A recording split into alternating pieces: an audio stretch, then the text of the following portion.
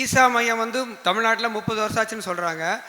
ஆனால் ஒவ்வொரு 7 நாள் வகுப்புகளும் சரி, அங்கு வெள்ளிங்கிரி மலையடிவாரத்தில் நடக்கிற அங்கு நடக்கிற கிளாஸுகளும் சரி, அனைத்துமே வந்து சமஸ்கிருதத்தை பேசிக்கலாக வைத்து அனைத்து பாடல்களும் சமஸ்கிருதத்தை பேஸ் பண்ணி தான் வருது.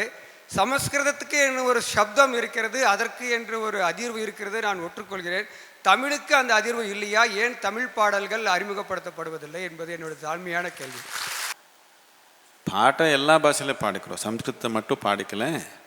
ஈசா மையத்தில் எல்லா பாஷையிலையும் பாடிக்கிறோம். எல்லாத்துக்கும் எல்லா விதமான மனிதர் வர்றதுனால அவர் எல்லாருக்கும் புரியுற மாதிரி ஒரு பாட்டை நடக்குது.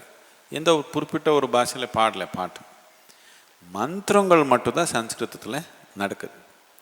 மந்திரன்றது சம்ஸ்கிருதம் சொல்லக்கூடாது. நாம் மந்திரன்றது ஒரு சத்தம் மட்டும்தான், அது எந்த பாஷையும் இல்லை. அது இப்போ ஆமன்னு சொன்னால் இது எந்த பாஷையும் இல்லை, இதுக்கு எந்த ஜாத்தியும் இல்லை, இது எந்த மதமும் இல்லை, இது சும்மா ஒரு சத்தம் தான். அதுக்கு என்னத்துக்கு ஒரு பாஷை கொடுக்குறீங்க? அதுக்கு மொழி கிடையாது. இப்போ நீங்கள் உங்களுக்கு தூக்கம் வந்துடுச்சு, என்ன சொல்கிறது, யானிங், கொட்டாவி வந்துச்சு, ஆனால் தமிழ்லையே சொல்கிறீங்க, தமிழ்லையே நீங்கள் கொட்டாவி விடுறீங்க.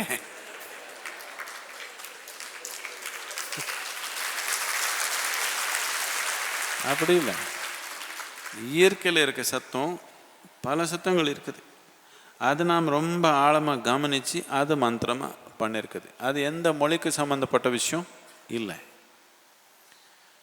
பேச்சு பேசுகிறப்போ இல்லை இங்கிலீஷில் பேசிக்கிறோம், இல்லை தமிழில் பேசிக்கிறோம். என்னத்துக்கான சாமானியமாக மக்களுக்கு இந்த 2 பாஷை புரியுது. சம்ஸ்கிருதத்தில் நம்ம எப்போவுமே பேசலையே, நான் கற்றுக்கவும் இல்லையே. சம்ஸ்கிருதத்தில் நான் கற்றுக்கல.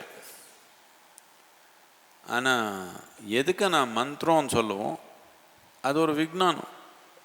அந்த விஞ்ஞானம் மாற்றி பண்ண அது நமக்கு தாய்மொழின்னா அது கூட ஏதோ ஒரு பற்று இருக்குது.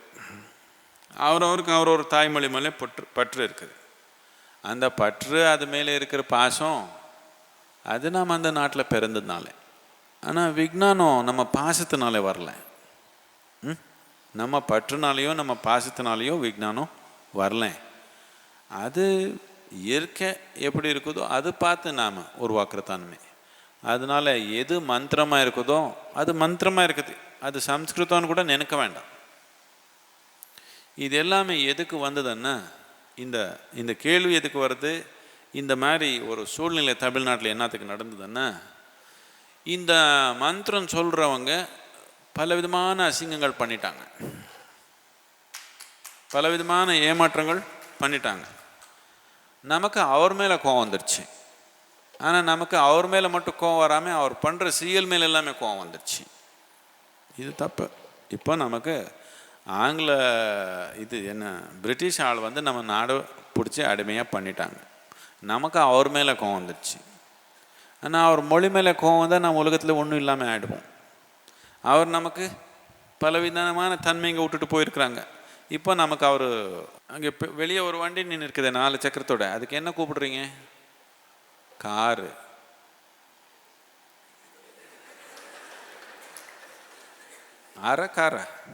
கார். எந்த பாஷை இது? இங்கிலீஷ் இல்லை, தமிழ்லே கார் தானே. தமிழ்லே கார் தானே.